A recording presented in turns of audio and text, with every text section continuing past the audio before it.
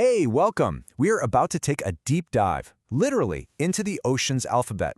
We're going to use the ABCs as our guide to explore some of the most amazing life on our planet, from the sunny spots right near the surface, all the way down to the crushing dark abyss. So, you ready for this? We're going to meet some incredible creatures, starting where the sun hits the water and then plunging way, way down into the mystery. Let's dive in.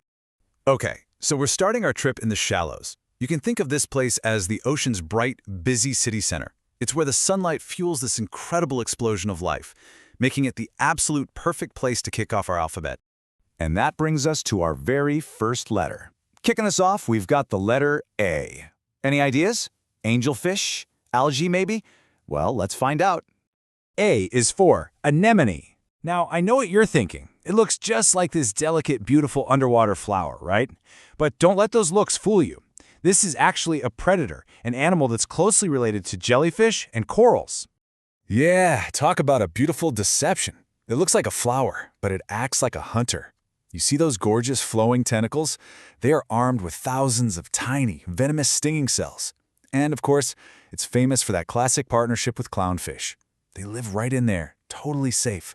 It's a true predator, just hiding in plain sight.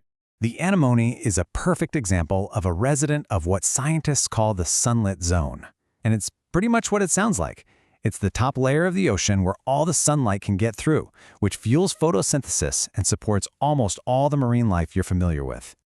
All right, let's jump way ahead in our alphabet now to meet a real powerhouse of this sunlit zone. This is a creature that's just built for the wide open ocean. Let's talk about the letter Y. Y stands for the incredible yellowfin tuna. And believe me, this is not your average fish. It's basically a torpedo made of muscle, a marvel of engineering built for one thing: pure speed. A true athlete of the sea. So, okay, how fast are we talking? 75 kilometers per hour. That is highway speed. Seriously, think about that. This fish could keep up with a car during your morning commute. That is just staggering. But you know, this sunlit zone, it's really just the very beginning. The ocean has so much more to show us. So let's all take a big breath and start to dive a little deeper. We are now entering what's known as the twilight zone. Down here, sunlight becomes this faint, kind of ghostly glow. The pressure starts to build, the temperature drops, and the creatures, well, they start to get a lot stranger. I mean, the change is just dramatic. You go from the top 200 meters with tons of light, all the way down to 1,000 meters where it's almost pitch black. Photosynthesis is out. Instead, you get bioluminescence. That's life that makes its own light to hunt and communicate and hide. It's a completely different world down here. But hey, we're not stopping there. Nope, we're going even deeper, into a place with zero light and just immense crushing pressure. And this is where things get really strange. Welcome to the abyss. This is home to the true creatures of the deep. Down here, life is adapted in ways that honestly feel like they're straight out of a sci-fi movie. And for our next letter, we're picking one of the most legendary, most mysterious inhabitants of this totally alien world. So G is for the giant squid. For centuries, this thing was the stuff of sailors' nightmares, of pure legend. But now we know it's very real, an elusive, colossal creature with eyes the size of dinner plates, perfectly designed to see in the pitch-black darkness. And when I say colossal, what does that actually mean? 13 meters. To help you picture that, it's longer than a school bus. Just try to imagine bumping into something that huge in the deep, dark ocean.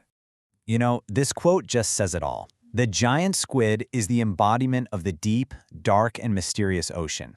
It's really the ultimate symbol of this vast alien world that we have barely even started to explore. So, think about it. We've gone from a tiny little anemone to a literal giant squid. Our short trip through the alphabet has shown us just how incredibly diverse and extreme life in the ocean can be.